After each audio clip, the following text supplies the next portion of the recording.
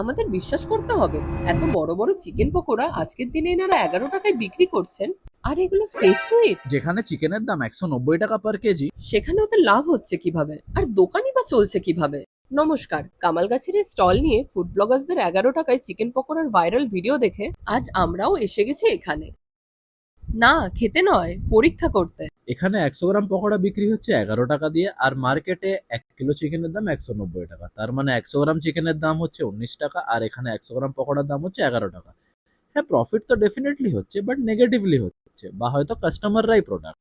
তারপরে রান্না করার গ্যাস, ইলেকট্রিসিটি বিল, তেল এসবেই তো পার পিস প্রোডাকশন কস্ট পড়ে যাচ্ছে 9-10 টাকা। তাহলে কি 1-2 টাকা লাভ? এখানে আরো অনেক ফ্রাইড আইটেমস বিক্রি হয়, কিন্তু চিকেন পকোড়াই বেস্ট সেলার। পার ডে তেলই তো তাতে লাগার কথা 40-50 লিটার। তাহলে অবভিয়াস কোয়েশ্চেন, তেলটা কি ফ্রেশ আদেও? আর চিকেন, আই ডোন্ট থিঙ্ক এটা ফ্রেশ। তেলের কথা জানি না, বাট চিকেন ডেফিনেটলি ফ্রেশ নয়। জমজমাট ভিড় হয় ঠিকই, বাট আমাদের ভার্ডিক্ট। বাঁচতে হলে প্লিজ খেও না। কমেন্টে জানিও তোমরা আগে কখনো এখান থেকে খেয়ে থাকলে।